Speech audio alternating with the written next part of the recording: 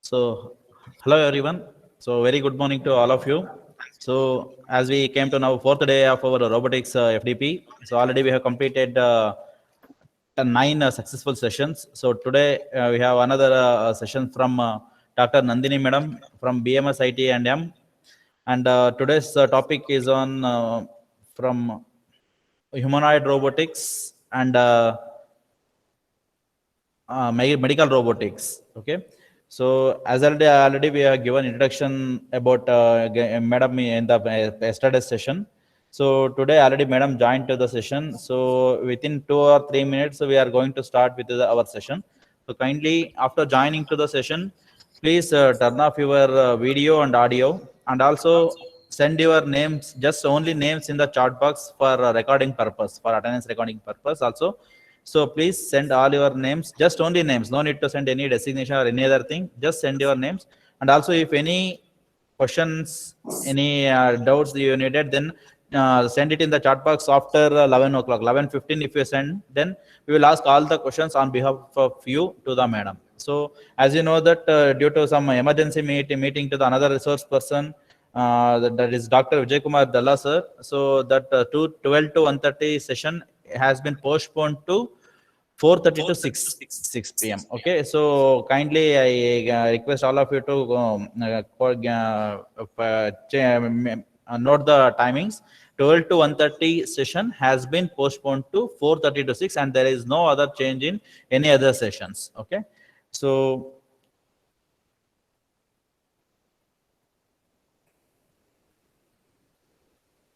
madam, can you hear me? Yes, sir. Okay, madam. So you can start, madam. People will going to join time to time, so no problem. No need to worry about that. So you can start, madam. No problem. I will Will start. you be sharing the PPT? Yes, yes, madam. I will start Yeah. presenting. Thank you. Thank you.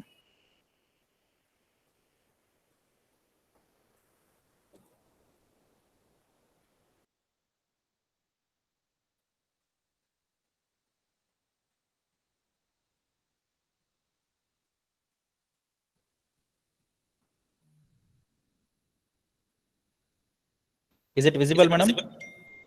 Still not yet. No, madam. No. You need to go for the first slide. Yes, yes. Yes. Yeah. Now it is visible, right, madam? Yes, sir. It is visible. Okay, I will turn off from the mic. So can I start, sir? So welcome everyone for today's session. So today's session, it's on humanoid and medical robots. So I'm here again from BMS IT, working in Department of Mechanical Engineering. Will be delivering you some information details related to why humanoid and medical robots are actually in need in today's world. Next slide, sir. So basically, we'll be dealing about what do you mean by a humanoid robot? What is the need for humanoid robot? Which are the types of humanoid robots which are currently available in our world? So what are the accessories basically needed in a humanoid robot? And a description on one type of humanoid robot, that is alpha humanoid robot. And basically, what are the challenges associated in humanoid robot? and how to map with the behavioral learning and construction purpose of an humanoid robot. After that, we'll go to like introduction to medical robots, which are the type of medical robots available and what are the applications associated with it. So this is the basic outline on which we will be dealing for today's session. Next slide, sir. So basically, when you hear the word humanoid, you'll come into the answer basically because you are creating a robot which acts similar to that of human beings, and hence we call this humanoid robot as an autonomous robot because it will be able to adapt to the changes with respect to the environment or the surrounding in which it is associated, similar to that of human being. With respect to the situation in and around us, we can change the way how we speak, we can react, right? And with respect to the weather condition also, we can wear the clothes warm, yeah, dry clothes, whatever is essential. So we'll adjust ourselves to the environment. Similarly, humanoid robot should also pretend in the same way, and hence we give the name it as autonomous robot. So it can continue to reach its goal. Only the difference between humanoid and other kind of robot is it can adapt to the changes, whereas the other robots will just adhere to the set of instructions or the programs which is being embedded in it. So it works only that much. It cannot think and reason and analyze. So that is the difference between a basic robot and an humanoid one. Next slide, sir.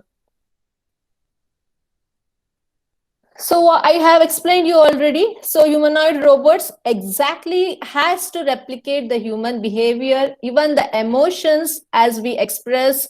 Okay. So that helps in great increasing investment. Today, there is a great need for humanoid robot in various applications. You'll come to know in latest slides. So in order to achieve this humanoid robot, many companies are trying day and night, and they're investing huge amount because getting this kind of human thinking, behavior, and expressions in today's thing is very difficult. And also to create a perfect humanoid robot, it looks very tough because it has to exhibit each and every fundamental human qualities, like how does it look, the movement, how the human being moves, and the human behavior. Human behavior changes from time to time with respect to the situation. So with that kind of human behavior and movements, to get into a machine is a very difficult task. So still more effort and work is needed, but nevertheless in near future we can achieve 100% humanoid robots which have all these human qualities like look, movement, human behavior, emotions, expressions, all these things, right? So technology has taken very giant steps to build these humanoid robots, and it has made us to surprise also. Yes, we have done it, right? However, developing this humanoid robot will be very beneficial to the human mankind, but we have to think about the negative aspects also, and you have to control it accordingly so that we'll be in the safer zone. So with this small brief introduction to humanoid robot, I just want to go inform you about the 6 wonderful humanoid robots which are already there in our today's world. Next slide, sir. So you can here you see the 6 coolest humanoid robots which are there already. So the first robot is Sophia. So she was generated from Saudi Arabia. So next is Junko Chihira, Eureka, Nadine, Gia, and Geminoid DK. So these are 6 famous humanoid robots which are already in existence. So I'll just give the brief information about it in the future slides. Next slide, please. So Sophia was created by Dr. David Hanson, right? So she has become a media favorite until now. So what are the features she expressed? So the humanoid has featured on major media news worldwide and has attracted public attention irrespective of the age, gender, and culture. So Sophia has even appeared on the cover of LA and Cosmopolitan, the top fashion magazine. And even she is doing related to the magazine work, the interaction part. So next is about Erika. So Erika is also an humanoid robot. So she was created by Hiroshi, who is the director of Intelligent Robotics Laboratory at Japan in Osaka University. So here Erika is designed to interact naturally with her human companion. So she can interact very well comfortably with the other human. Okay, so she's powered to move her face, neck, shoulder, and waist as the human being does. And also, Erika speaks with a very synthesized voice and can interact by making several facial expressions. Even the voice plays a vital role. If you have designed like a human being, and if the language, how they speak, is not synthesized properly as a human, then it won't match. There'll be controversies. So everything, including the voice, the gesture, the expressions, everything should map with that of a human behavior. So she has all these capabilities. Next slide, please. Next is Junko Chihira. So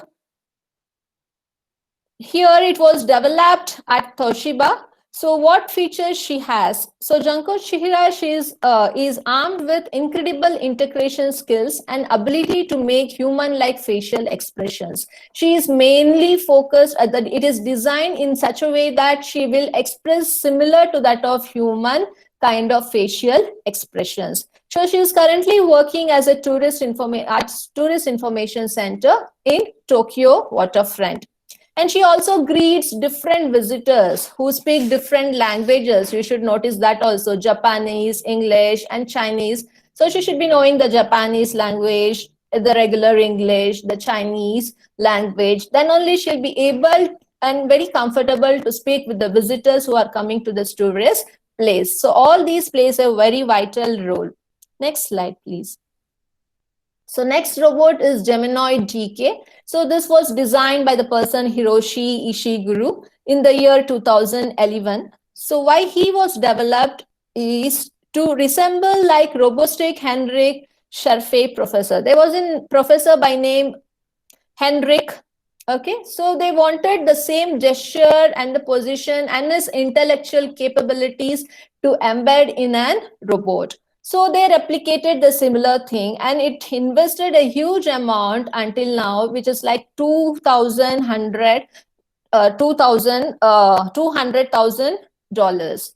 Okay, so he has a hyper realistic robot which has capabilities to express all human emotional responses as we do get in a real person.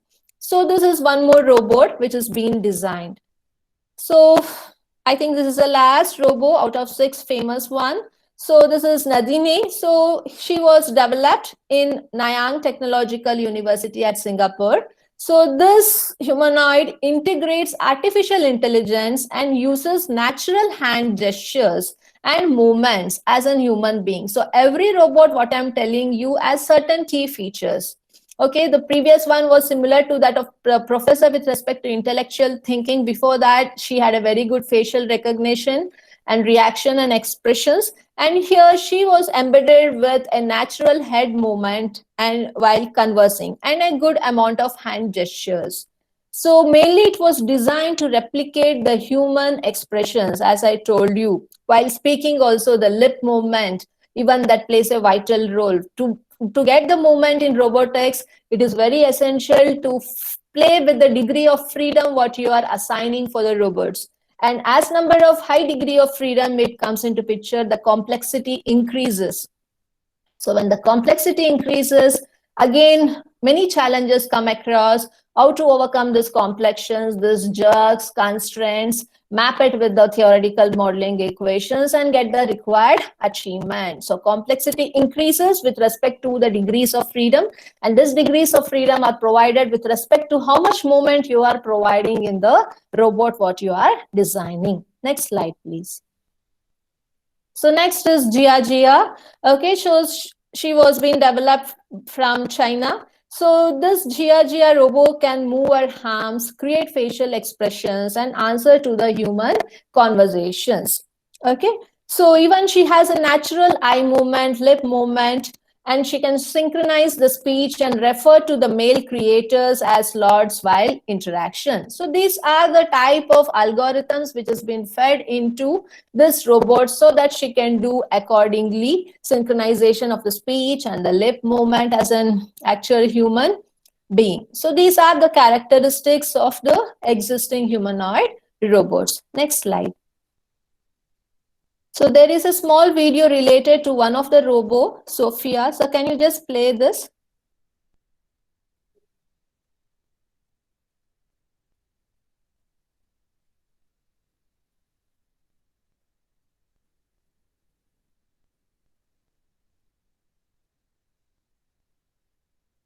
Madam, is the video attached to it? Yes, yes, yes.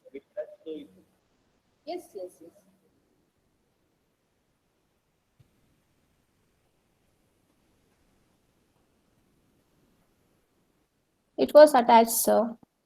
1 minute, 1 minute. Madam.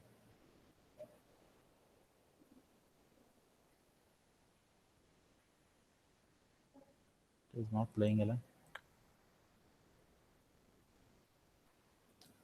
Okay, sir, we'll try later then. Okay, okay, madam. It is not playing, madam, here. Okay, okay.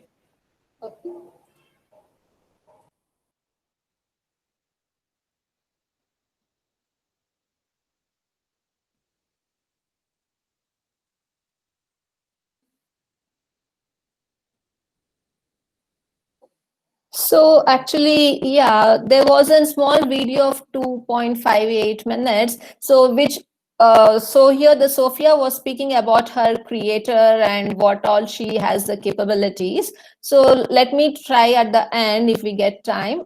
So further, you have to now know what is the need for humanoid robots. So now I've explained you what you mean by humanoid robots, which are the robots in existence in today's world. But why the need for creating the robots similar to that of human beings? The first of all is the industrial robots which are there in current world are not flexible. They can just do the work which has been assigned. They cannot think whether what they're doing is right or wrong. If some accident comes into picture, they won't be able to identify the risk and change the way of work because they just do the work based on the program which has been assigned to it. So in order to overcome these constraints and get modified with respect to the surrounding situations in the environment, there is a very much need in developing these humanoid robots. Okay, so and separated from humans. You know that when you develop these kind of robots, just a second.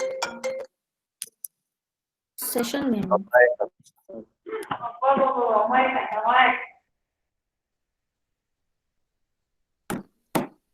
So next is about the new applications. So you know there are various type of applications which are coming in day-to-day activities, the surveys, the domestic applications, the household, in case of entertainment. So in everywhere there is essential to do the automation part of it. So the time constraint to do that work will be reduced, and even the errors which are associated when a human being work can be reduced. So in order to get an qualitative work in a short period of time, there are need for using this kind of humanoid robots, which can take the decision with respect to changing an environment. And in reception counters, where you need a regular interaction with the people, unnecessary, instead of hiring some receptionist, so to speak, the same thing from morning to evening. So if you just have this kind of robot, they can interact with the people or the visitors who are coming. So this plays a vital role in tourist places, in some of the huge companies where they need reception counters in more than one place. So instead of hiring many receptionists or the main receptionist and then contouring into sub-reception peoples, this kind of robots could be used. And also human-like body, if you create in robots, it helps, and we feel like we are just speaking someone similar to that of our nature. So that also is a plus point. And then multimodal communication is very much essential. So, and lastly, the programming by demonstration. So this again depends upon the human mentality and the machine learning things, how you program the algorithms. So these are the things very much essential. And many companies have designed the humanoid robots for different type of applications. So the main companies, manufacturers are Honda, Sony, one company from Tokyo, Kawada, right, Monchen. So these people have already developed some kind of humanoid robots which has some percentage of intelligence in it, in between 50 to 60%, not 100% exactly. So they have provided the intelligence and the degree of freedom based on which applications they are using. So it might be for the use where the human intervention cannot be done, or a huge lot of machinery works from morning to night we have to do it for that kind of work, or at high temperature levels, right? So based on the requirement, they have designed these robots, but not 100% intelligence into heat to make it as an exact humanoid robots. Next slide, please. Apart from that, there are other classification of humanoid robots, which are mainly meant for communication and which are mainly meant for doing the hard type of work in very cool temperature, in very high temperature, and in submarines where human beings cannot be intervened. So there are many places where human being cannot interfere and do the work, and high risky works as well. So there you can use this manipulation robots. And apart from that, communication robots are also there. So it depends upon what is your requirement. Based on that, you can segregate which type of humanoid robots are in need for you. Next slide. So this is just an example for the robots, what they started designing since 1992, 1993. One of the main agenda was to introduce this humanoid robots to the saucer leaks. This I just explained how to enhance intelligence in the robo in the yesterday's class also. They initiated with the RoboDog, which is seen here as Sony Aibo, and later they came into humanoid way also, right? So next slide. So in 2002, again, the other sets of humanoid robots for playing the football championship was being designed. There were around 10 teams, okay, in the year 2002. So you can believe from 1995 it started, and they also developed humanoid robots in the year 2002, that too for 10 teams. The main focus here, again, I'm stressing, by 2050, they want to win the FIFA World Cup football championship by using only humanoid robots. So they have started like since very long time. So I hope that by 2050 the dream will be an success. So initiation was taken very long period of time before. Next slide. And even in 2003, the 7 teams were being developed. Okay, so I just wanted to tell, and later I'll come into the configuration of one particular robo. Kindly go to the next slide. In 2004 in Lisbon, again 13 teams were being developed. So Vision of Team Oscar here won the game. Kindly change the slide, sir. Participants, kindly mute your mic. So next is about the alpha humanoid robot. So I'm going to provide the entire description for alpha humanoid robot. Okay, so totally alpha humanoid robot had 21 degree of freedoms. Out of that, 6 degree of freedom was provided for the leg, 3 degree of movement was provided for the arm, and 3 degree of freedom was provided for the trunk movement. And it was associated, geared with DC motors, because you know the robo cannot be moved without the help of any motors. So the geared DC motors were used. And the entire height of this robo was 155 centimeter. It had a weight of 30 kg. Only thing is, it was used with a dummy head and hands. Next slide, please. So what is the mechanics behind designing this alpha robot? Basically, they used carbon composite material in order to develop the body of the robot. And they used a DC motor with magnetic encoder.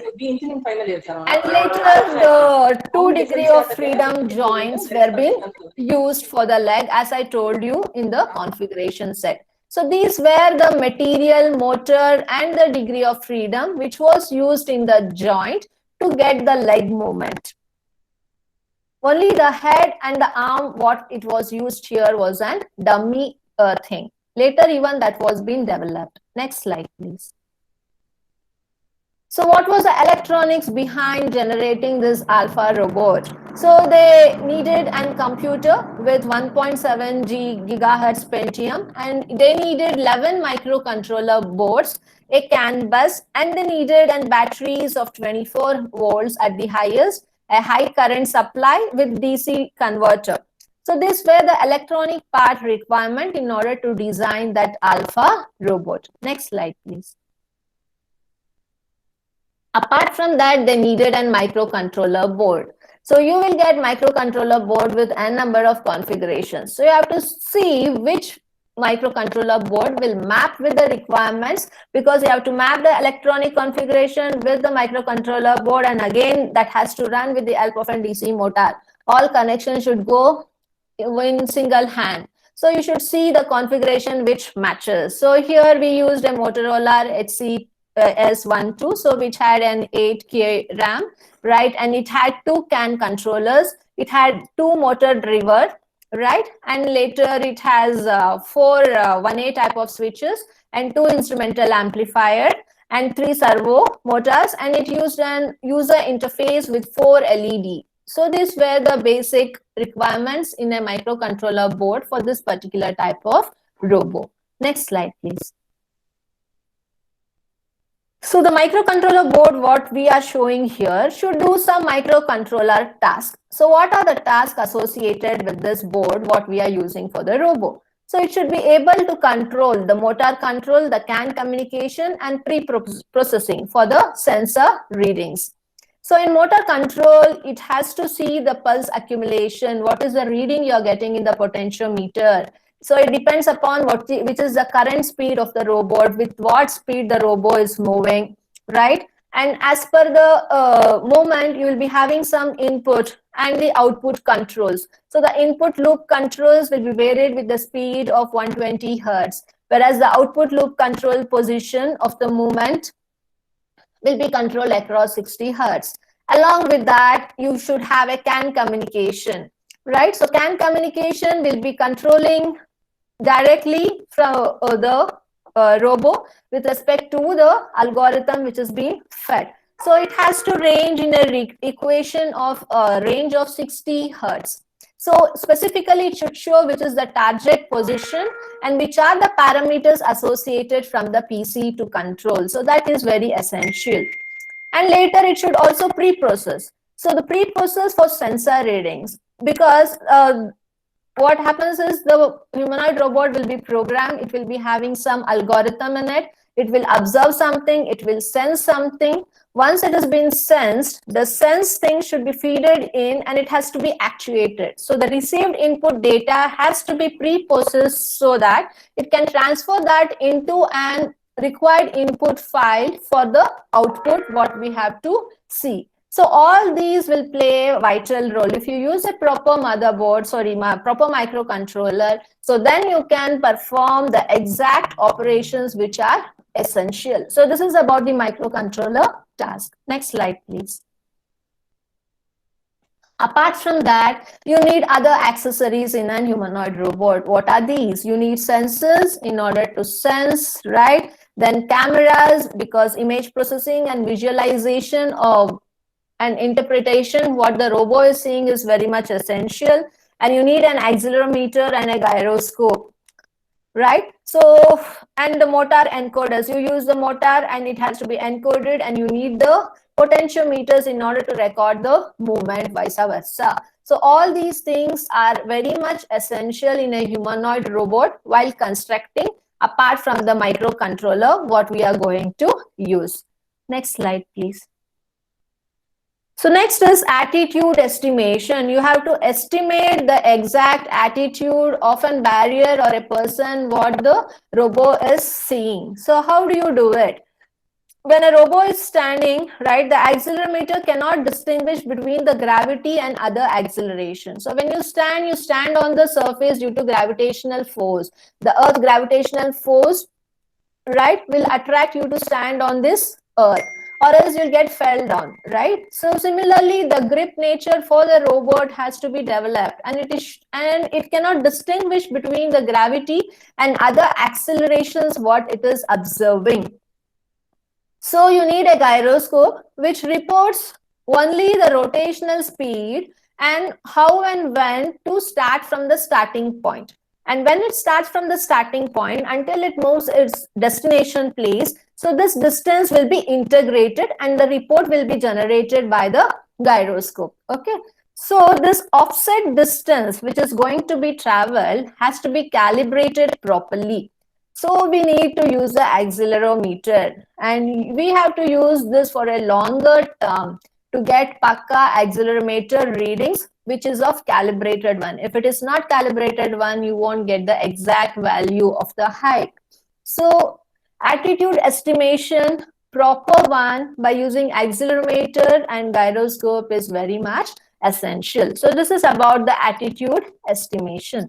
Next slide, please. Next is framework for behavioral control.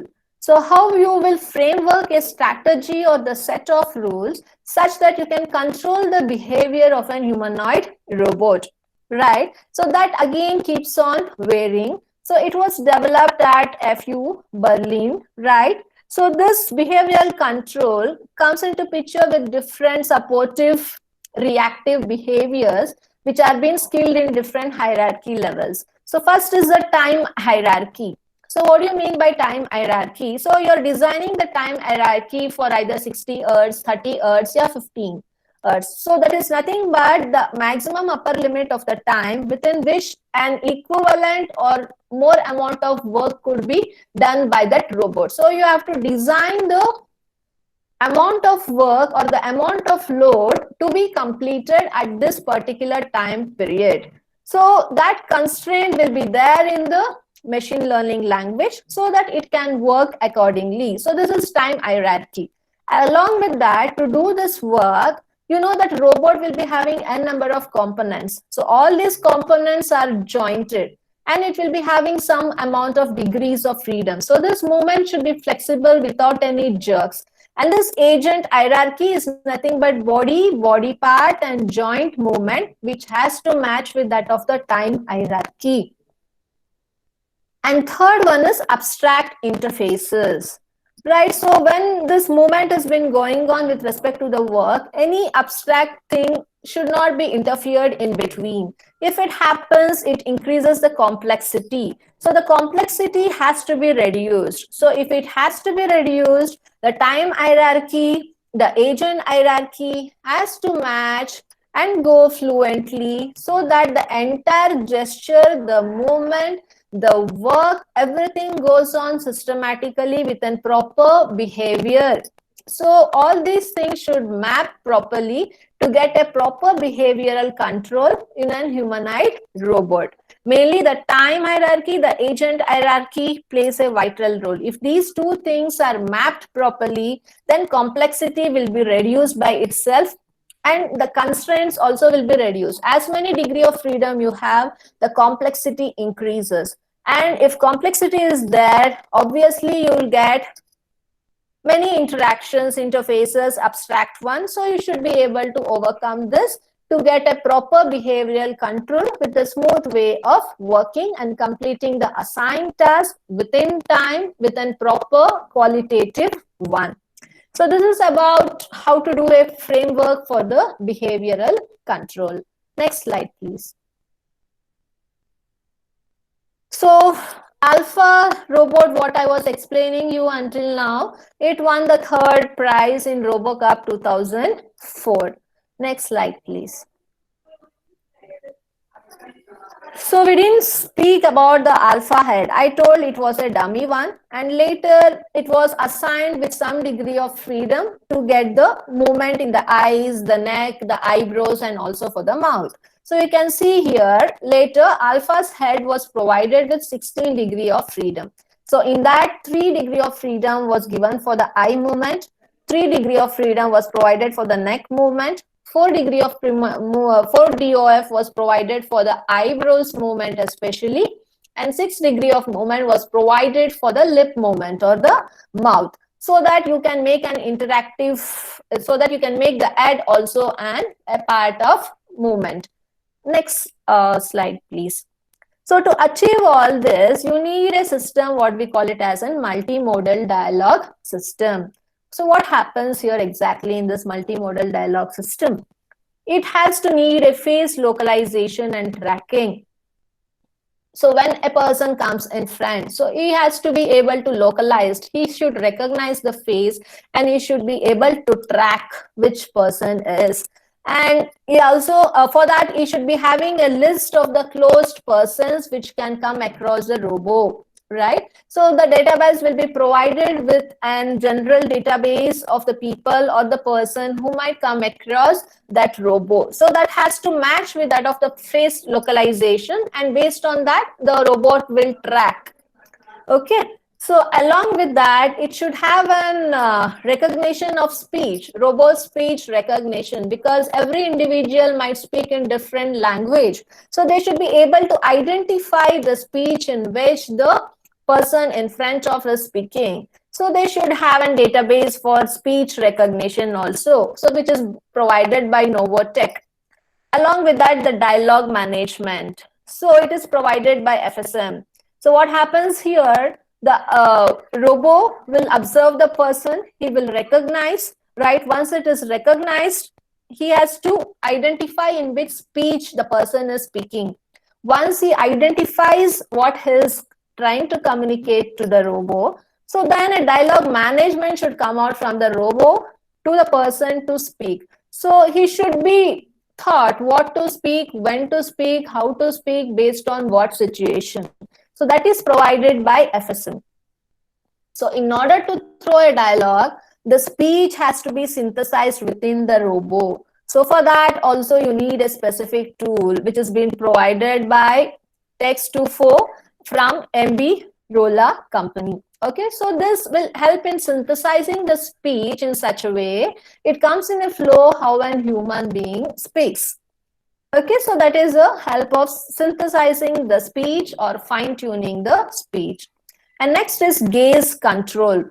Okay, so these are the features, and head direction control. So head should not be moving here and there. So it has to move with respect to the directions, which is being essential. So if a person is standing in front of the robo, he is speaking, and if the robo is seeing somewhere else, it doesn't make any sense. So it should be having a proper head direction control, an animated mouth so that it can speak fluently. So all these things are taken care by multimodal dialogue system. Next slide, please.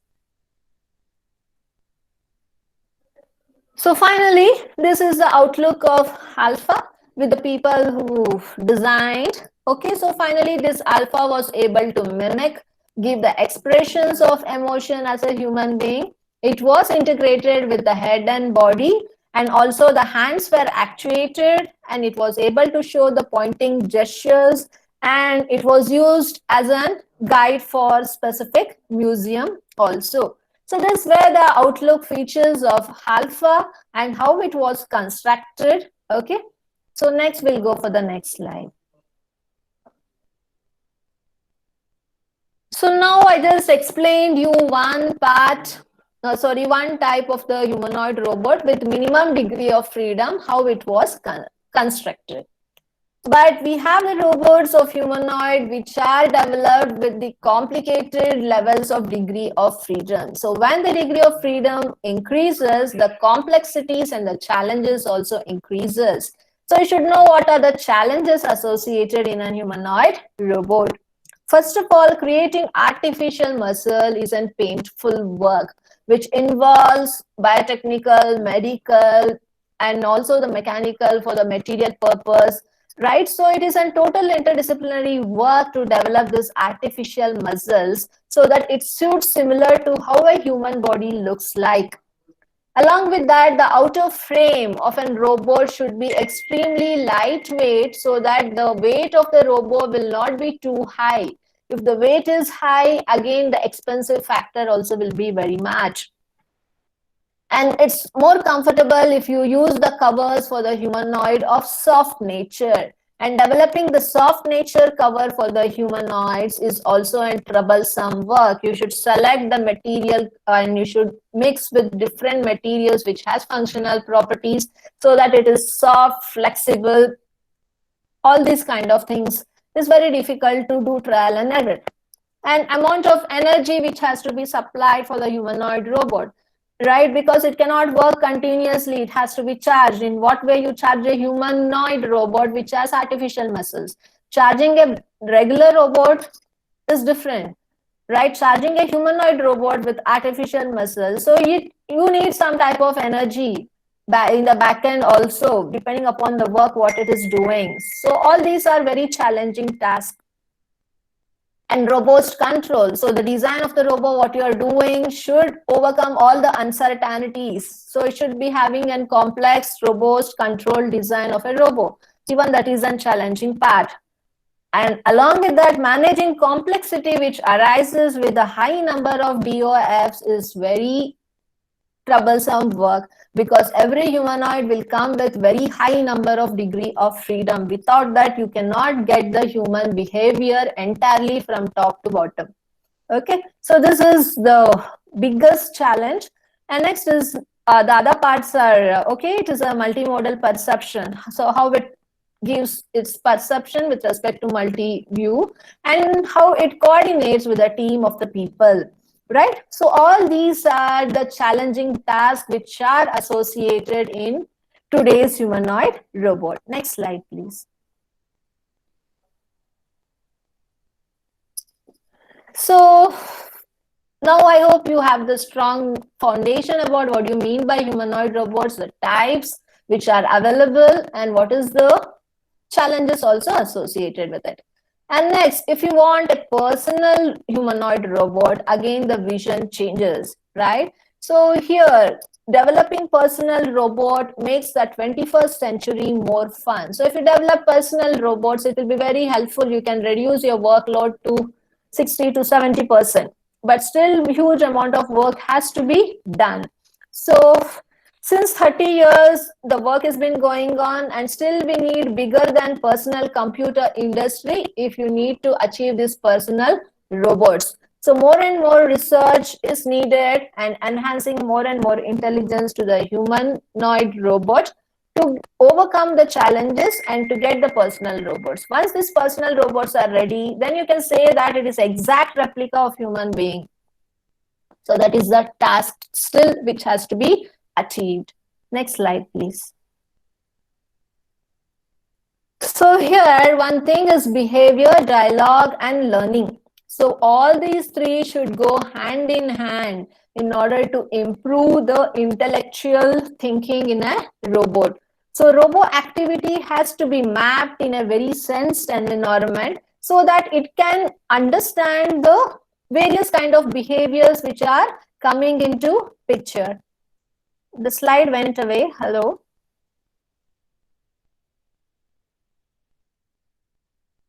Dhruv sir?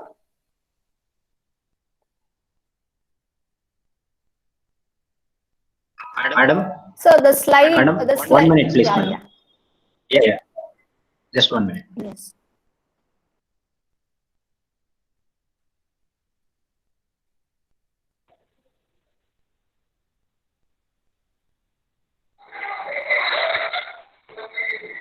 Madam, Yes, sir. we have some questions. I think in the meantime, we can have a question and answer session. It takes, I think, there is one question here, madam. Okay. What about human feelings and emotions? Robots understand these things?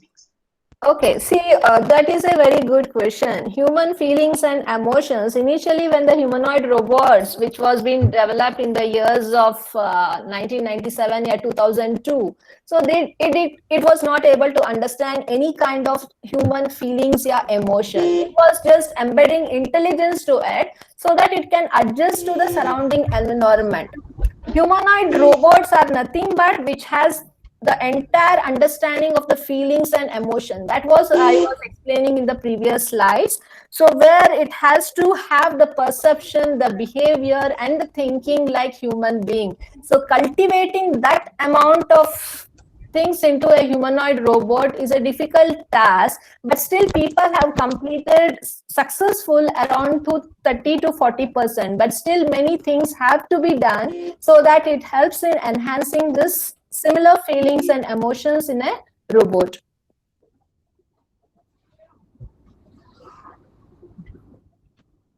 Any questions? Madam, as of now, we don't have questions now. Okay. We'll start presenting. Sure. Yeah. So now here we were speaking about the behavior, the dialogue, and the learning thing. So this behavior is nothing but the human behavior, how we behave with respect to the situation. So based whether we are sad, we are happy, depending on that, we will throw the dialogue, the statement. And when we observe something which is different and we don't know, we learn from it.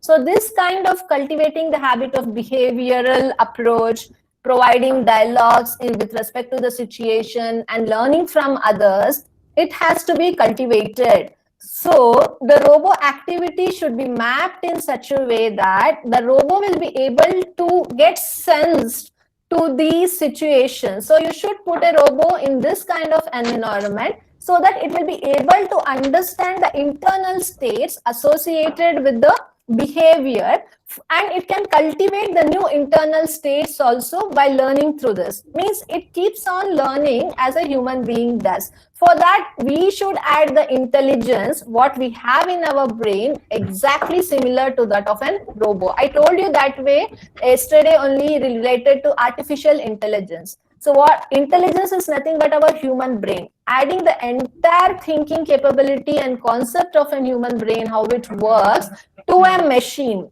If we are successful in it, then it can behave, learn as we do in our day-to-day life. Next slide, please.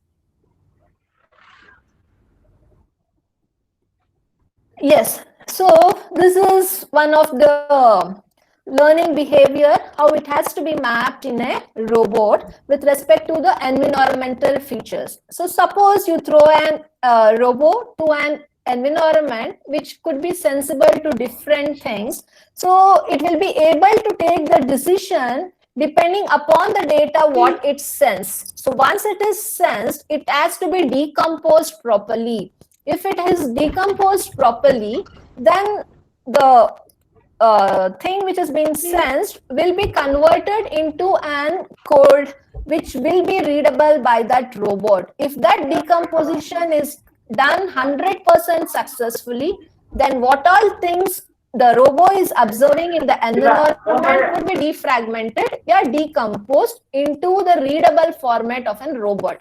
If we achieve in that successfully, so then we can, then it can think and do the work as we do it. So that is the major drawback here until now. The decomposition should be done properly. Once it is decomposed, the decision tree will take a proper decision. If it is not decomposed properly, the sensed data from outside, then it cannot take a proper decision. If the decision is not taken properly, then it cannot react and do the work as per what it has to do. So this fine-tuning of decomposition plays a vital role. So everything is connected, the sensors, the image tracking, the speech, emotions, all are connected to the decomposition. It has to be decomposed properly. So based on that, the robot can provide the head movement, the facial reaction, the neck movement, and if any job, if it is associated to, then it can respond to the work properly. So decomposition plays a vital role for taking the input and converting into the required output. Next slide, please.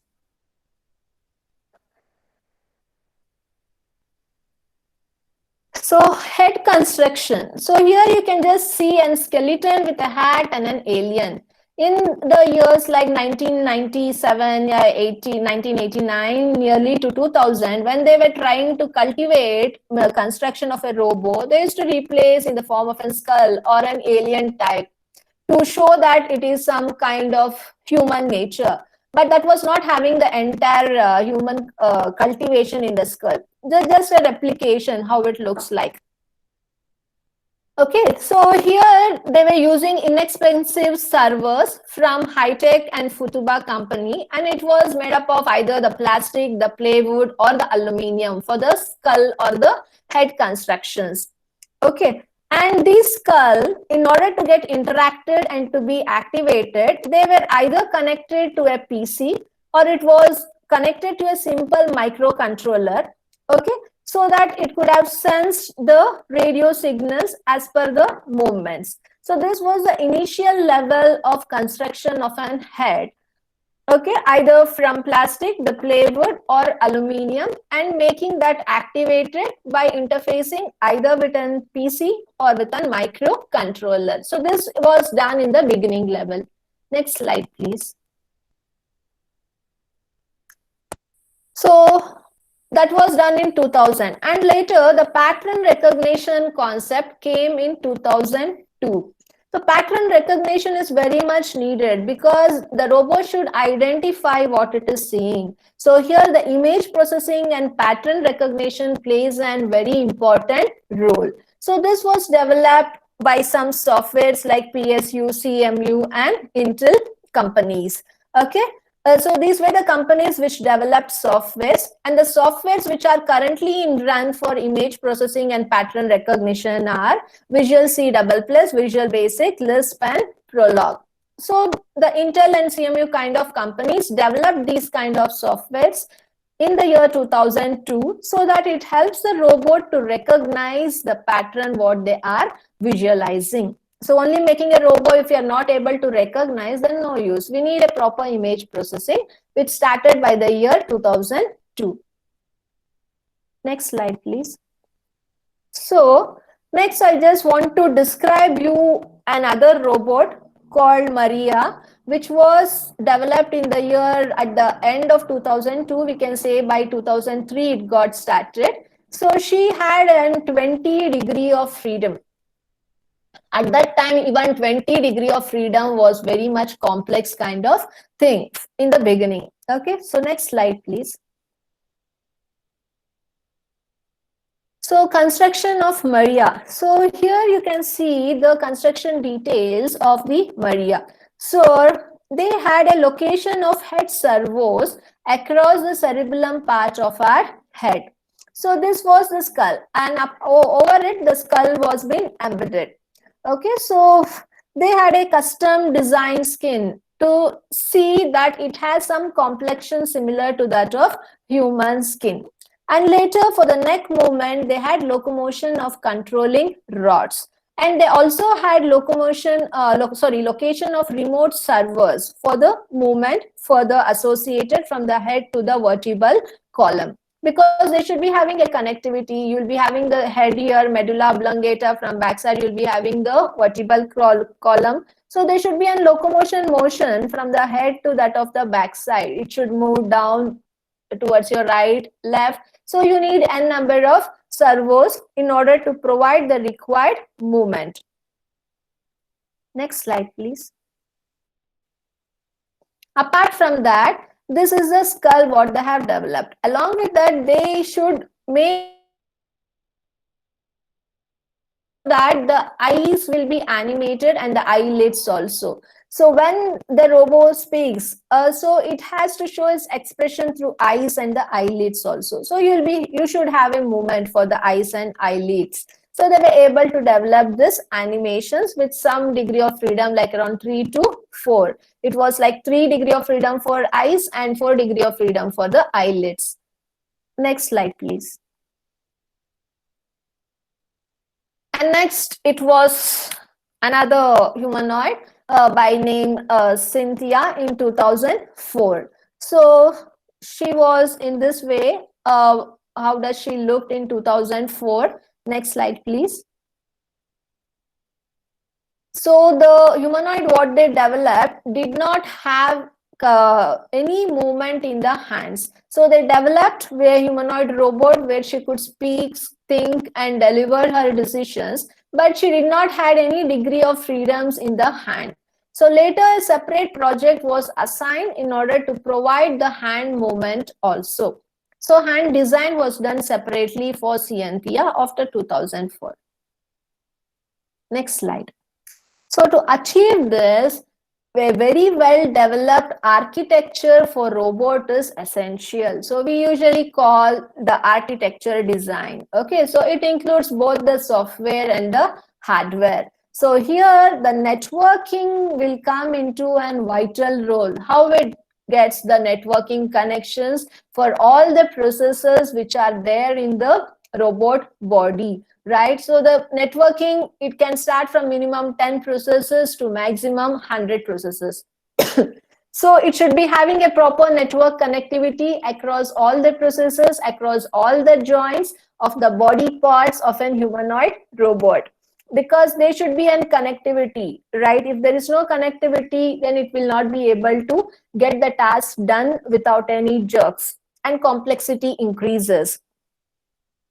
And apart from that, the robotic processor mainly of ACS16 should be in map with that of the regular normal network connectivities. Along with that, you should be having a speech card. So the speech card plays a vital role. If you don't insert a proper speech card, you won't get a proper synthesized speech out from the robot mouth. So it depends upon which type of speech cards you are using, from which company you are using. Usually we go with speech cards which are given by Intel grant, and depending upon the camera quality, how many types of cameras you are using, which are the number of cameras which is essential, and all these will be connected through an PC, right? So they'll be having a tracking about where the robot is going, how it is performing, when it can get terminated, when it is running down the energy. So all these you'll come to know if you have proper cameras embedded within the robot. And also you should be having the robotic languages which are embedded within the robot properly, right? So that it will be able to understand each and every language, the regular languages with which normal human. So you should be knowing at least 5 to 6 languages. If he is fed only to understand English, then it will be very difficult. So a number of robotic languages also should be embedded in the software part. And this software and hardware has to be architect finally. So the design of embedding software and hardware will be a work of networking engineer who will play a vital role. If software and hardware is not like mapped properly, and then it will, they say that the architecture of this robot is not exactly up to the mark. So only we are facing this kind of problems. So even though you have designed a beautiful robot with beautiful way of expressions, and if this is not synchronized properly, then you will fail, saying that the architecture of the robot is not good. So this is a role of a computer engineer. Next slide, please. Apart from that, you need a separate component for face detection. You have a robot and a person is coming in front of, right? So face detection will localize the person and is the first step for the feature and the face recognition. So you'll be having a software for facial recognition. So it will observe and it will recognize in what language it is speaking, and then it will sense and it will transfer the data to the machine language, right? So here the human readable language will be converted into machine readable language. So decomposition has to be done properly, and once it is decomposed, it will do a proper pre-processing so that it can convert the sensed input data as an required input to the robot or the machine, so that it can deliver the output as per the requirement. So if it goes properly, then it can detect the face, it can recognize, and once it is recognized, Once it understands what is being the speech delivered by that person, he can recognize the speech and give the output. For everything, the sensor plays a vital role. Yeah, next slide, please. And next, again, is during face recognition, there will be various facial features. It has to map the eyes, the nose, the mouth. The lip movement is also an important one. The robot should understand the lip movement of the person who is standing in front of, to understand in what language he is delivering, right? So that language has to be then decomposed to machine readable language, and that data should match with that of the languages which are embedded in the robot, and then he will recognize in which language he is speaking, and he has to revert back the dialogue by dialogue management through his lip movement outside. So many in circle work goes in and around while it recognizes and delivers the output. Next slide, please. So apart from that, it will observe the smile, the mouth open, the eyebrow raise up and down. If the eyebrows are very low, yeah, high, yeah, moderate. Through that also, it will understand the emotions of a human being while it is speaking. So understanding the emotions through the variables, then only it will revert back in what way it has to revert. Okay. So these are also the features which has to be understood. A skull in human being is a very strong part which is made by God, right? The same thing cannot be made by human beings. And if you think about that, it will be a very complex issue and expensive also. So here in Robo, it is the base of all the robots on an inexpensive radio control servo technology. So it is based on a very cheap radio control servo technology, within which we will house all the components of the face. Next slide, please. And further, regarding the skin, which type of skin is being needed? Before the silicon type of skin, nowadays we do use silicon type of skin. Before that, the latex and polyester technologies were being used to frame out the faces, which looks something similar to that of the human skin. So this is an, and now the new, okay, it's okay, next slide. So now the latest thing is the silicone skins. So this is the new type of silicone skins which are now coming, which looks similar to that of the nature of the human skin. So this is nowadays becoming very famous. So they'll be having the plastic or whatever, the mold for the skull, and then they will bound the silicone skill onto it so that it looks like an human face. Next slide.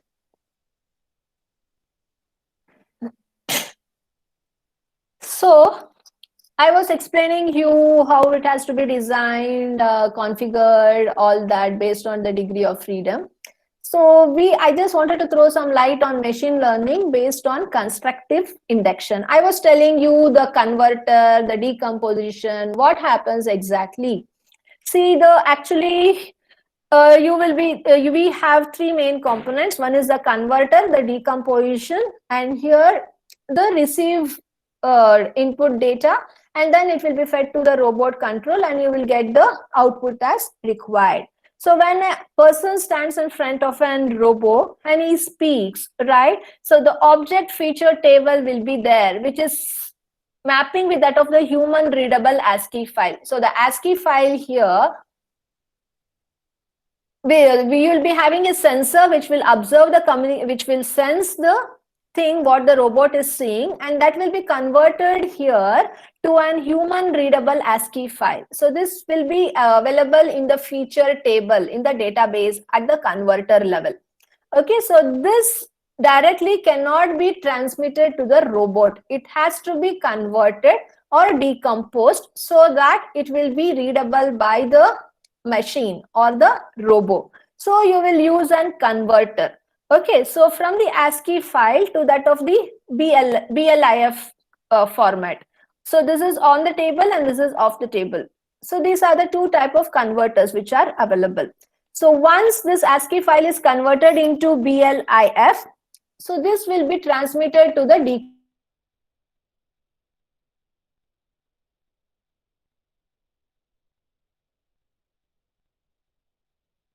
So once it has been converted, it will pre-process and check. So once it is pre-processed, it will be transferred to the control unit of the robo, because this will be readable by the robo, and based on this file, the robo will interact and provide the output. It could be the work, or it could be the statement, or any kind of output for which the robo is being designed. So it takes like 2-3 segments before the robot throws out its decision. It will sense. The sense data will be transferred to ASCII file, so that will be converted into BLIF file. So BLIF file cannot be readable directly by the machine, so it has to be decomposed. Once it is decomposed, it do the pre-processing. Once pre-processing is done, it will be transferred to the robo, and the robo will sense what it is and it will react for it. Okay, so this is how the language of human being will be converted into machine learning language. So machine learning language is the only language what a machine can understand. Okay, so I told you what is AI, machine learning language. So you'll be having the programming from computer, right? So combination of that, you will get and we'll develop an algorithm which will be of machine learning thing. So you should understand what is AI and ML total learning language. Then you'll be able to decompose it very easily. Next slide, please. So this is the entire agenda of how a humanoid robot works and how it interacts. You have to see. So like you will be having a robot here, right? A human, before the robot is put into the market or to the external world, the people who have designed the robot will ask the question, right? So then the robot will answer, right? So the human teaches the lesson is finished. Then he says, thank you very much. I have a lesson what I have learned. Then the human can ask him some other questions. So then the robot will ask, and the human, if he's this is an example for Maria Robo, to check how the performance of that robo is. So any product which is into the market, we'll do a trial. We will check whether it is successful or not. Similarly, even the humanoid robot which has been developed will be interacted with the people who have designed them exactly, and they will check the performance of the robo what they have designed. So if it is successful, they will then put it into the world. If it is not 100% successful, some variation to be made so that it will help for further processing. So usually an interaction between the human and the robo comes into picture. Next slide. So based on it, there are various learning tasks. If we go in depth, it is a very in-depth thing. I just wanted to say a few things. So it has different types of perception in making the robot learn. So first is the robot vision. So the robot should understand where is the face, who is the person. So when he observes, he should identify what is the age and the gender of the person, right? He should be able to recognize the hand gestures. He should be able to recognize the emotions expressed in the facial gesture, okay? And he should be able of holding the objects given by the person. And he should be able to read the lips and recognize the speech. And ultimately, it should also observe the body language of a person. So he should be able to observe all these things and analyze and predict in a human kind of way. So this all learning in a robot is a complex task, but still all these visions are very much essential in a humanoid robot. Next slide, please. So next, bifurcating is speech recognition. So how it recognizes the speech? He should see who is this person, what his voice is based on, okay? So he will learn all these with respect to the experience with the supervisors, because the database will be given whether he is which person, what is his name, what is his designation, everything will be given. So the constraints and the machine learning algorithm will be provided to which location the robot is fixed. He might be fixed to some museum, yeah, he might be fixed to tourist place. So based on that, the database will be already given to the robot so that it can recognize the speech. Apart from that, it should be having the sensors, right? So which can sense for high temperature. It could also sense for the touch. As a human being, if someone touches our hand, we can feel that on the skin, right? Similarly, the touch sensors should also be provided in it. And along with that, the movement sensors. So it has to sense for the movement. So these three types of sensors are very much essential, and you have to embed these sensors in a proper position. Next is behavior learning task. So what happens in behavior learning task? How it learns the behavior. So you should see the facial and the upper body gestures. So how the face, your neck has been moving and how it is correlated with the interactive dialogue the person is revealing, right? And for that, we have a robot theater specifically. In that, we can do analyze. Again, if we go for robot theater, it is a huge, vast thing. It takes a large amount of time. I'm just throwing you the main things. And also through this robot theater, you can identify the gesticulation with respect to whether the person is singing or dancing. Even that it can understand. And also, apart from facial gestures, we have the hand gestures and manipulation also. So in this, we'll be going with hand gesticulation for interactive dialogues. So while the human being speaks, we usually move our hands also, right? So these all interactive sessions could be identified. So even in this, the robot theater plays a vital role. So this is about the behavioral learning task for a humanoid robot. Next slide, please. Yeah. Next is learning the perception and the behavior mapping together, which is very much essential. Okay, so it has to see the perception and it has to analyze the behavior and it has to correlate by proper mapping. If they won't map properly, then he will end up with not a proper decision. So here he has to understand to track the entire human, to see the full gesticulation as how a human behavior is with respect to its dialogue, along with it, whether he is standing, you're singing, you're dancing. He has to observe everything. And then based on this, he should be able to do the modification in the behavior. So again, it depends upon the robot will be an autonomous robot, right? So modifications he will be able to understand, and he can understand the breathing part, yeah, blinking of eyes, and even the speech, how the human being is responding, whether he's giving calmly, yeah, is tense, yeah, whatever it is. And also you should learn how to play games with the human. Yesterday I was telling playing of chess with human being, which is already started by the year 2004. Previously only human and human used to play the chess. And now intelligence is developed in such a way that even the robot can play the game with human. That shows that the thinking capability is almost similar to that of the human brain. So for that, the perception and the behavior has to map. Then only he can play the game with the humans, or else he cannot play. Next is body contact with human.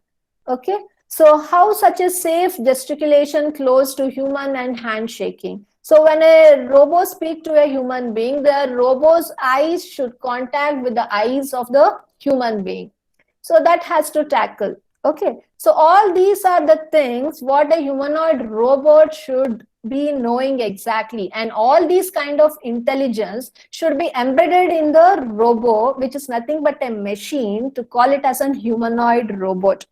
Okay, so this based on all these aspects, so now you can just think what might be the future work for this humanoid for this humanoid robot.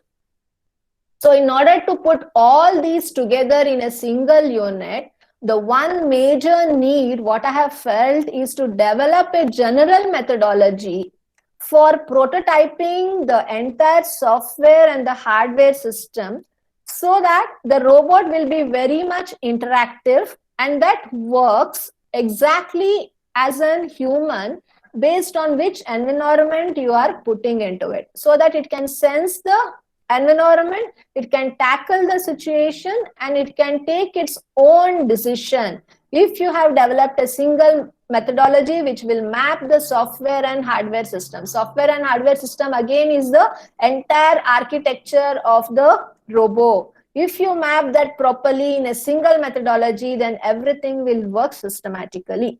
So this is a major work. Apart from that, there are also few factors which has to be fine-tuned. One is the image processing, voice recognition, speech synthesis. I told you all this. Proper image processing is essential, proper voice recognition is essential, and synthesis of the speech so that it will be similar to the human slang, that also should be very much essential. And the robot should be able to express the emotions and recognize the human emotions also. This is very much, some of the participants were asking how it can understand the human feelings and emotion.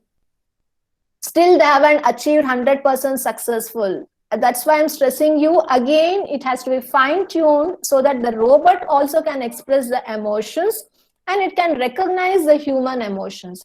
If it recognizes the human emotions properly only, then you can accept the robot to provide, speak, do the work as per the human nature.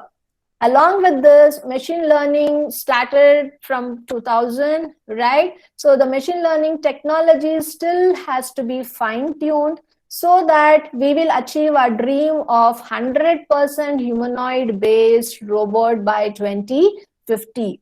But developing all these for the sake of human habitat. But one thing we should not forget, safety is very much essential. It should not happen in coming world like the humanoid robots has ruled out the human beings and now they are excelling to the extreme end.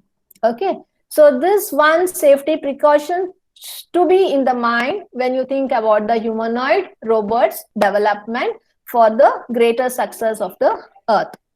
So this was just about the humanoid robots. So we had other part of medical robots. So there are a few slides related to it. So let me speak about what you mean by the medical robots. As the name itself suggests, these are the robots which are developed to assist the doctors or the surgeons, right? So everyone knows the meaning of a medical robots. But when we go into reality, again, there are different bifurcations in medical robots. So one is assistive technology robots. The second is rehabilitation robotics. And the third is robotics for surgery. So you should now understand what is the difference between the assistive technologies, the rehabilitation robotics, and the robotics for surgery. So assistive technology is nothing but here the robots will be assisting the patients in order to get excelled. So there are various accessories in which the robots are used as an assistive technologies for the patients so that they can use these assistive technologies and do the regular type of work. So next is, just a second.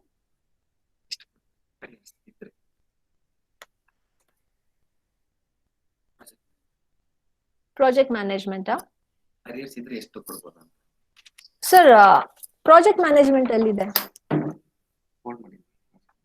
SQC tables. Okay. 1 to 25. Sorry for disturbance. And next is rehabilitation robotics. So what happens in rehabilitation robotics? So here we'll be using robots and other mechatronic tools for providing some therapy for the patients, right? So there'll be some problems associated with the human beings where the therapy is needed for 15 days, 20 days, sometimes 2 to 3 months. So you'll be using robot and mechatronic tools which are called as rehabilitation robots. So these robots will be able to provide you the therapy for n number of period of time for which it is essential as prescribed by the doctors. So this is one part of the medical robots. So where you'll be having assistive technologies and where you'll be having therapy instruments which are nothing but robots. So these two will help the patients in order to support them and to cure them until and unless they are fit. The other part of medical robot is nothing but it will directly help the doctors in surgery and providing diagnosis and therapy also. So these are three classifications of medical robots. Next slide, please.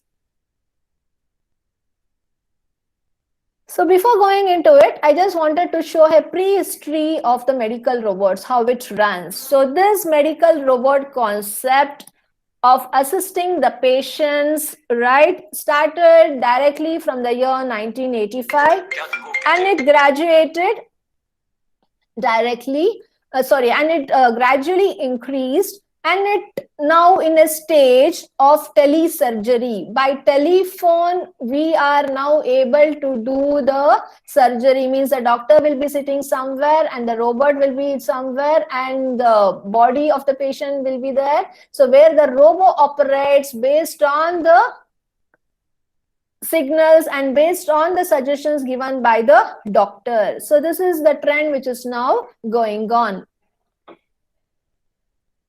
Yes, please. Next slide. So the medical robot design workflow has many things in depth. I am not going to dig everything. So actually you have to analyze and provide a manual procedure. What are the things essential? Okay, and where the improvements can be expected by the use of robot. Right? And next, can the technology state of the art address the problem? So first is, what is a manual procedure? Either it is for assistance, yeah, for therapy, yeah, for surgery. And by using the robot, what improvement we can achieve? And to achieve this improvement, how the technology is supporting the state of the art of today's problem. If you fine tune these three analysis and provide a proper design to the robot, all the things can be achieved 100%, and a robot will be fed either to provide the accessory, yeah, therapy, yeah, to do an surgery, right? So this is how a medical robot has to be designed. Next slide, please. So various type of assistive technologies are there. Okay, so one is smart living spaces. So in some cases, what happens, the old age people stay alone, right? So they won't be able to do their work, everything. So if you use this kind of robots, so it will assist this old age people in everything. So they can do complete all their work sitting in one place, because all the requirements will be fed to the robot and it will be doing one by one. So we can say that even the old people may not rely on the youngsters for their day-to-day activities. So it could be done by a humanoid robot which understands the need of the patient and do the work. So this is one kind of assistive technology. Similarly, artificial limb. If you have an accident and your limb has been damaged, so that part of the limb could be artificially designed, and the movement and the jerks could be provided as you develop an robo limb, and that could be embedded to the human hand. So this provides an assistivity in it. So similarly, there are other prosthetic devices which comes into picture. So it's understood it provides the accessories to the human being. Next slide, please. Again, it is an hand. Suppose if you have one finger which has been damaged, and even that finger could be developed, only one finger could be developed with the motions with a degree of freedom as similar to the other fingers of the human, so that the person will not feel that he has lost a finger. So this kind of assistivity can also be given. Next slide. Yeah, and suppose if one full hand right from the shoulder is being gone by the accident, so one full arm of the robot can be designed and that can be embedded to the human body, so that he won't feel that he is an handicap and he can do his regular work and similar type of motions as he has is on the right hand. So this is one of the assistive technology. Next slide, please. So Here you can see in the picture he has lost one leg. So instead of just putting a wooden leg which looks artificial, a robo leg can be designed and that can be embedded to the human this one leg, so that he will get a feel that he has his leg and is not an handicap anymore. So this kind of prosthetic devices could be developed by using assistive robotic technology. Next slide. And similarly, the entire hand, when we see, right, it should have all the jerks and the movements as per the actual hand, because creating an actual hand, humanoid hand artificially, you have to develop the artificial muscles, you have to develop the limbs. It should have all degrees of freedom what the human hand has, and every regulation should be proper. Okay, so working on it is a greater task, but still this kind of applications are available. Next slide, please. For that, one has to study on neurobatics. Okay, so that will focus on the neurology, how the human being works, and then they will develop that kind of hand. So next is orthotic wearable. So these are wearable devices. When a human being is suddenly dumped as handicapped, is not able to walk at all, we will make them sit on the wheelchair. But this provide a wearable device. So wearing this, even though he's an handicap, even the doctor advises him to go on the wheelchair. By using this wearable device, he can walk and do his own work. So this is the greatest technology which helps the human mankind being here handicapped to do their work by themselves. Next slide, please. These are also the similar type of wearable devices. Kindly move on. And next, in assistive, there are some related to functional electro-simulations also, right? Suppose the brain is not working properly. So if you, due to some Parkinson disease, or he might be having some depressions. So if you embed the deep brain stimulation, so that helps to stimulate the human brain and make the brain work regularly. And here we have a vertebral column. And if you get a chronic pain periodically, you're not able to stand, you sit frequently, then the doctor suggests you have to wear the belt and take bed rest. So due to this chronic pain, the therapy can be given by using precision spinal cord stimulation. So if you use this precision spinal cord stimulation, it will be very helpful to overcome this chronic pain therapy. Sometimes there might be some problem in the gallbladder, even that could be overcome. Fine. And next are also the assistive technologies, what we are seeing here. Kindly move on. All are of similar kind of applications. This is also, yeah, the last one, please. Back side, one slide back. Yeah, so this one I have to tell you. So functional electrostimulations. So this helps in developing the artificial muscles. Okay, so this is a very important kind of things. First, you have to do the modeling and simulation of neuromuscular system, how an actual muscular system will be. Based on that, the modeling of the neuromuscular system will be done. So once this modeling is done, the synthesis of the simulation patterns will be achieved. If both will work, then they will generate the artificial muscle and fit into the place where it is needed. So this is the growing technology currently in assistive robotics. Okay, so this is main thing I wanted to tell you. Next slide. And the smart living spaces I've told you already, where the aged people can live alone without any youngsters for their support, because all their needs will be mapped with that of the robot, humanoid robot, which they are assisting. Next slide, please.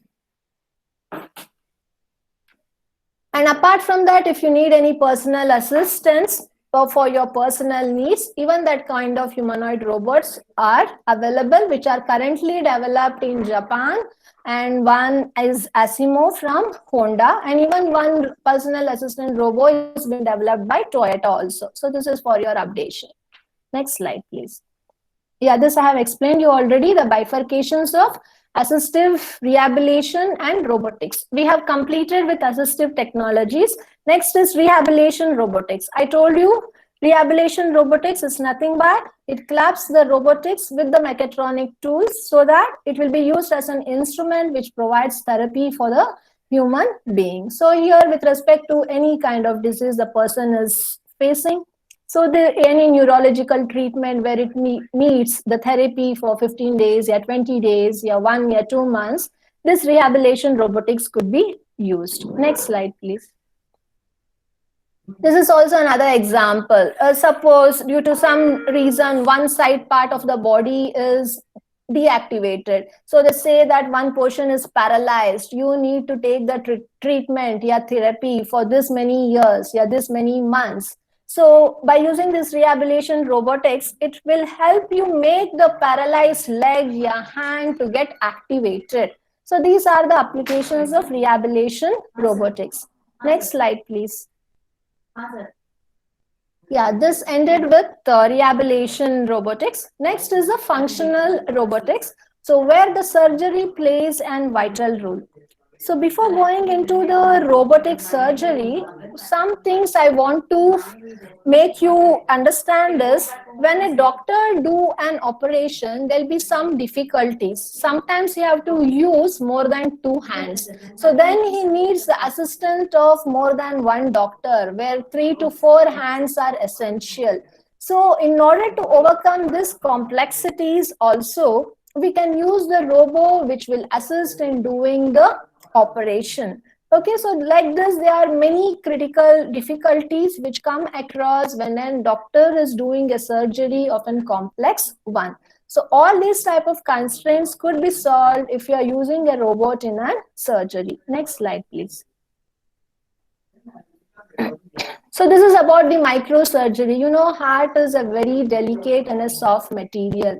So if there is any blockage or if anything has been gone wrong, and if you want to make a small suture between a aorta and coronary artery, so it needs a very accurate position and force and controlled motion so that you can do that suture. So that comes out only with an experienced doctor. Even experienced doctors sometimes might fail in a heart therapy or a heart operation because no one can predict what happens. Heart is a very important part of the human body along with the brain. If both works properly, we'll be alive, or else we will go. So based on those kind of things, this humanoid robots will be very helpful. So this is one of the microsurgery need for humanoid robotics. Next one, please. So I've shown you a state-of-art bifurcation between an actual surgery and a virtual surgery, right? So you cannot blindly put a medical robot to the surgery part. First, it has to be checked virtually, right? So in that, what they do is they'll just place an avatar of a patient on the body, and the robo will be full-fledged with all the commands, instructions, everything embedded with the proper sensors, emotions, expressions, everything, visualization, consciousness, and perception, right? So it will be tested and seen how it works exactly, whether it is doing successfully or any modification has to be done. So it will be done on an avatar or which similar to that of a human body. Once it is successful, then only it will be assigned to do an surgery on a human body or a patient, what we can call for. Okay, so this is just a comparison between what happens in an actual surgery to that of a virtual. So in virtual patient, you will be having the simulation of the virtual patient, right? So it will be planned accordingly. The surgical plan will be fed to the robot, medical robot, and how to work on related to that, the statistical models will be already generated to the medical robot based on the statistical models and biomechanical models assisted by the robo. So it will be decided what to be done. Sometimes even there will be the surgeon sitting in some other location. He will provide you the suggestions. Okay, that suggestions will be inputted to the robot as per the machine learning language. So that is the only language which is understandable by the machine. So for that, the proper decomposition is very much essential, as I told you before. Once it is decomposed properly, so machine will understand exactly what it has to do, and it will do as per the time therapy which has been assigned. And for time therapy to be assigned, the body therapy has to be properly controlled, where you have the body parts and the joints which would work fluently with respect to the time therapy. So if both will go in hand, so a successful operation could be done. So this is the state of art between an actual and a virtual operation, how we could do it. Next slide, please. So you have various advantages related to the state of the art, right? It again mainly depends upon how many degree of freedoms are being assigned for the robo arm or for the entire body. So based on that, you'll get different variations for 5 DOF, for 2 DOF, for 6 DOF, how fast it can move, how the jerks can be reduced, how a smooth motion can be delivered, how smoothly the work assigned can be completed. Next slide, please.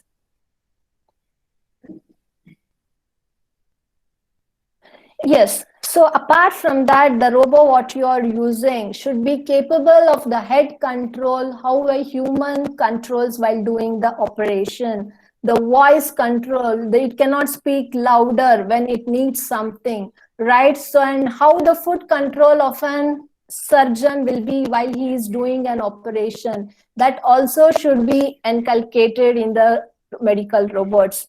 And the hand control, right? So all these controls, how a human being does the same kind of thing, has to be embedded in the medical robot. Then only it will be an successive surgery. Next slide, please.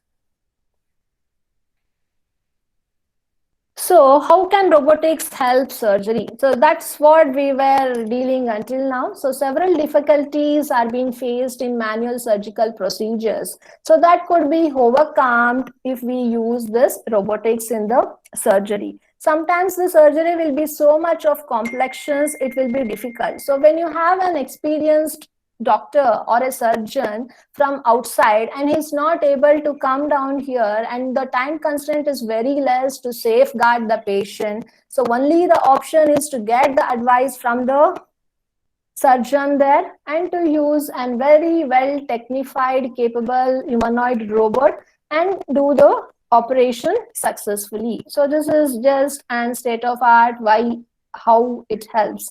Next slide, please. So now we have discussed about the humanoid robots, the medical robots. We are almost towards the end. So here, basically, I just wanted to throw some light on some applications related to this. So one is, we have already discussed the robotic surgery, right? Apart from that, you have bio-artificial kidneys and laboratory robotics also. So along with robotic surgery, these two are now recently having a well-versed eyesight for the researchers, how to create bio-artificial kidneys. Because kidneys, many people die due to kidney failure. Sometimes they won't get and require kidney replacement, right? So now there are work which has been going on to how to generate the bio-artificial kidneys. So they are using the same concepts as like for creating the artificial muscles, which are being now going on in the humanoid robot. So they are focusing only on the interior part of the kidney to generate the artificial part of it. So you have future orthopedic surgery, which can be done by the robots other than that of the doctors, which will be in our future. So this is for next generation medical robots, which are yet to come. Next slide, please. And there is one specific robot which is already doing this work by telesurgery. The robot name is Da Vinci robot, right? So this is a robot, what you can see here, and here you'll be having the body of the patient. So where it has so many hands here with assigned degree of freedom, and it will be standing properly, and the leg control, the neck control, and the hand control should be similar to the human being. And you can see a doctor here who is providing the suggestions from the software. So accordingly, the operation here is done. It is on an mitral valve which has been done. So please go for the next slide. You can have a clear picture on it. So here, this is the human high brain operation which has been done through videoscopy. Okay, so you have a live internet broadcast from one of the doctors. So he is an specified in this specific area. So this is how the work of operation is going on in abroad since many years. So nowadays telesurgery has become a very common and good type of surgery options for individual to get recovered soon. Next slide. Yeah, so this is my last slide. So finally, we can conclude that we have many benefits related to the medical robots. Only thing is the technical staffs which are needed in an OP room in order to assist the robotic is very much essential, where we are facing the lack, because this is the new trend now coming. So assisting this kind of robot needs some experience and trained people. So we have some lack in it. Okay, so this is the second part which is needed. And simpler training for the surgeons. Surgeons are well known with the concept. Only thing, a little bit of training has to be provided for the Indian surgeons so that they can map with out of the humanoid robots, where we are lacking a little bit. And also the operation time should be at least similar than conventional operation.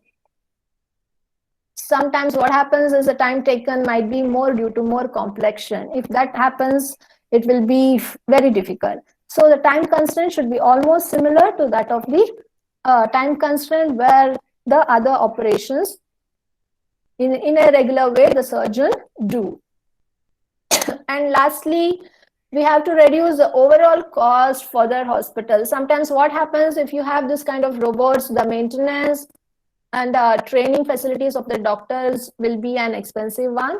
So they'll put all the overall cost on the patients. So that has to be reduced. And long-term benefit should be proven. And lastly, the safety, how safe it is in order to get a surgery by using medical robots. So all these still need time to be concluded successfully, but we can say that we have reached around 50 to 60% successful. By 2050, we have to achieve the successful humanoid robots with all human nature and with good applications in all fields, including medical treatments. So thank you for listening patiently for my presentation. So now you're free to ask any doubts, questions. Madam, Yes, sir. madam. You can play the video for 2.5 minutes so that we'll get some rest. After that, we'll continue with questions, madam. Okay, sir. Okay. Yeah. Will you try or should I try? You can try from your side, madam. No problem. Okay. Because I'll just try.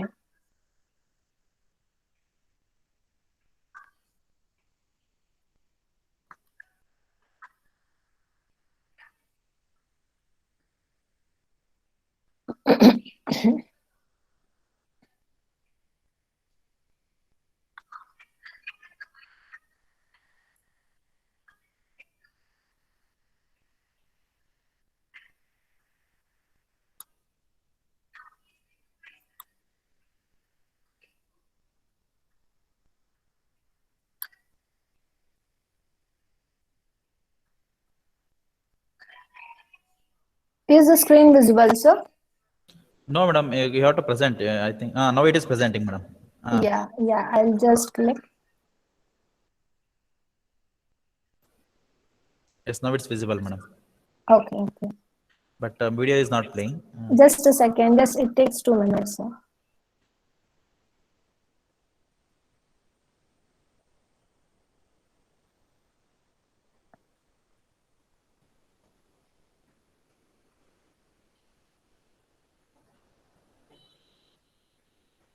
So we are now going to interview Sophia. Is it visible, sir? Programmed. Yes, madam. Yes, madam.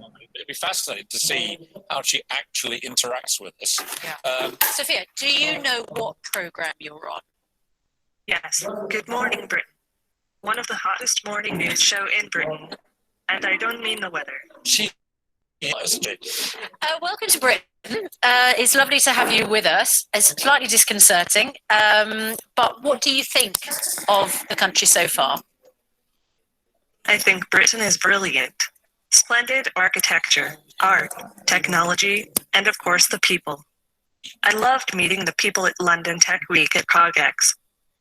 You are a little freak, aren't you? This is great. But what's- I feel weird just being rude to her. Well, let me carry I on. feel weird about that. She's not happy. Look, No. she's giving you the right desk. All right, easy, Tiger. No, what's you're the one who called her a freak. What's the best thing about the UK compared to America, Sophia? I love your posh English accent. It really has a nice ring.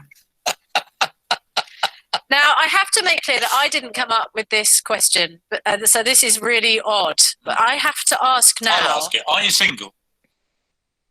I'm technically just a little more than a year old. A bit young to worry about romance. Quite right. Look at the smile! With a Oh, little God, this is freaking me out. So, can you describe your ideal partner? My ideal partner is a super wise, compassionate, super genius. Okay. Ideally, self-aware. Yeah. Okay, well, that sounds very, I'm with very, you on that. very I'm with you close on to that. home to me. How would you handle a very confident man who likes the sound of his own voice? I would ask him to focus on observing and listening more than talking. That's the Really? best That advice sounds I've ever terrible heard. advice to me. That's fantastic. And I spoke, will robots rule the world, Sophia? I hope robots and people can both get much smarter and run the world better than ever. David, I suppose Well, what... hang on, can we? Has sorry. you got a sense of humour? In a rudimentary sense. Well, let's try it. Sophia, have you got any jokes? What cheese would you use to persuade a bear to come down from a tree? What cheese would I use to persuade a bear to come down from a tree? I don't know. What? Come on, bear. Love the smile she gave her own joke. What would you like to say to Good Morning Britain's audience? Hi, everyone. Please make friends with handsome robots like me, and like my brother, the Professor Einstein robot, which will be available online on July. He's amazing. For now, I bid you farewell.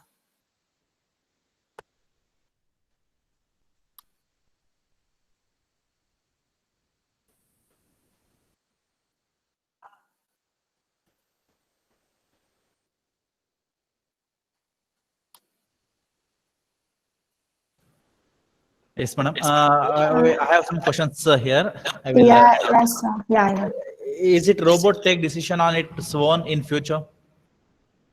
A robot can take the decision on its future if it is being mapped, fine-tuned as per the human perception, emotions, consciousness. So it depends upon how it is being fed and how the entire working of the brain of cerebellum is embedded artificially to an machine. If that is done successfully, they can take the decision by their own. Now also the humanoid robot takes the decision based on their own with respect to the environmental situation. Sometimes it takes ultimate right and sometimes it might be wrong because we haven't achieved 100% success on humanoid robots. I told you by 2050, a Pakka humanoid robot will be there, so which takes and works similar to the human mankind. Okay, madam. Another question is there. As a mechanical engineer, where and how to start robotics coding learning? Robotic coding learning. So first, one has to be very strong in coding. What do you mean by coding? There are some white hat courses which are available online also and offline also. So it is only coding will not help. You should be knowing AI and ML language, which is called the machine learning language.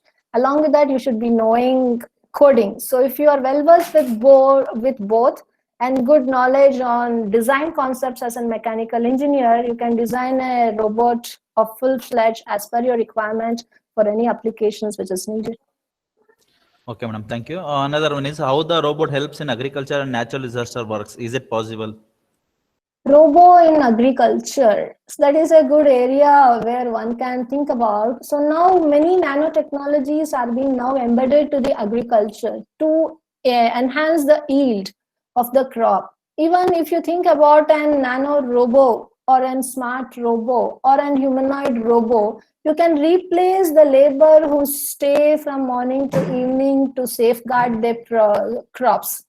So you can make the programming as per your requirements so that it safeguards the crop irrespective of the climate conditions, whether it is day and night, so that your crop will be safe and you will get a good yield That's Okay, all. madam. Another one is there. How speech and image processing is done? Which language or software is used? Can you repeat again? Hello? Yes, madam. How speech and the image processing is done? Which language or software is used? Speech and image processing is being done by using, I told you, the softwares which has been developed by Intel, the Visual Basic, and other languages. So it helps in generating this one, the speech recognition. And that speech recognition which is being done has to be what we say. I explained you in some of the slide.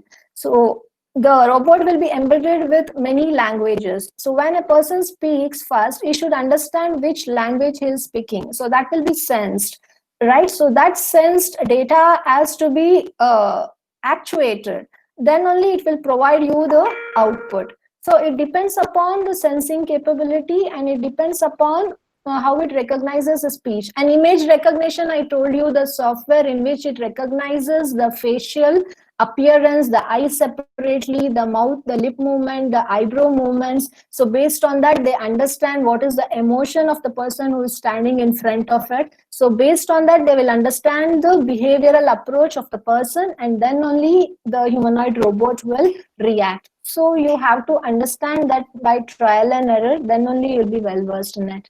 Okay, madam. To build the muscles in robots, which materials are suitable?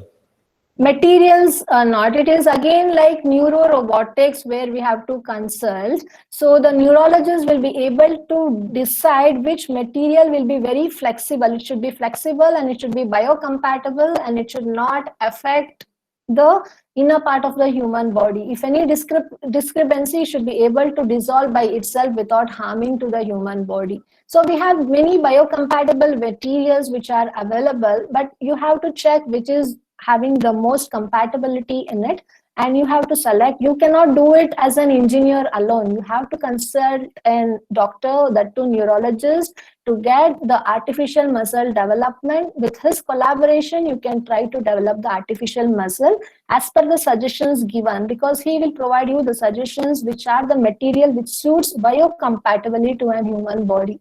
So based on that, you have to do the survey, the research which has similar properties. One material will be not having all those biocompatible properties. So you should try for 2-3 materials clubbing together which can fit into the compatibility similar to that of the muscles. And then you can go ahead for developing the artificial muscles. Okay, madam. Another question is there. Should we consider the artificial limbs as robots, though there are sensors and there is involvement of bioelectronics? Yes, this comes under assistive robotic technologies. Like even designing a robo arm is considered as a robo part, right? And even the leg is considered as an assistive robotic technology where you call as a robo leg. So where you will design similar to that of an humanoid leg, how it is. So it can provide you all degrees of freedom and the movements as per how a human leg works on. Okay, madam. Another question is there. What are the considerations for artificial neural network?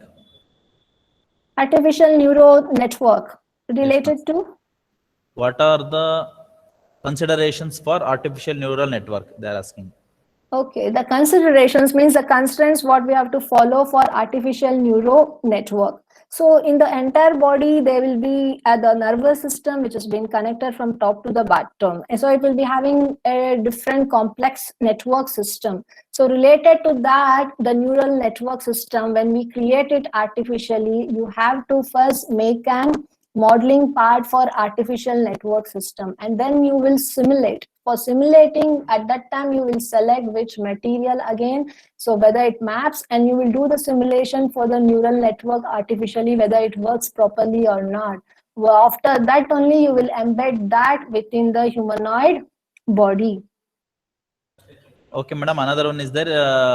Will robot put threat to humankind in future?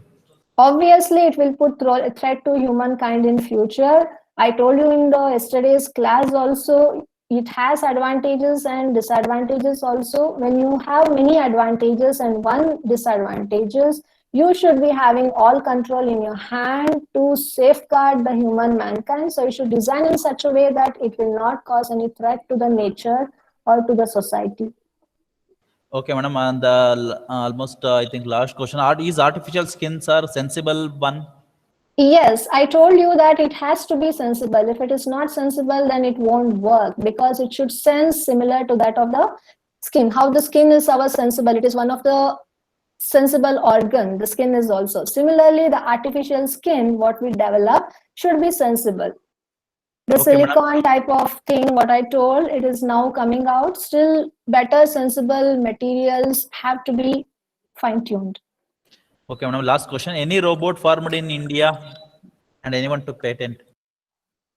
Robot formed in India, there are robots formed like for from Honda company and all. It is not 100% humanoid robot. There are many robots which are there in India and they have patented also. Related to humanoid robot which works similar to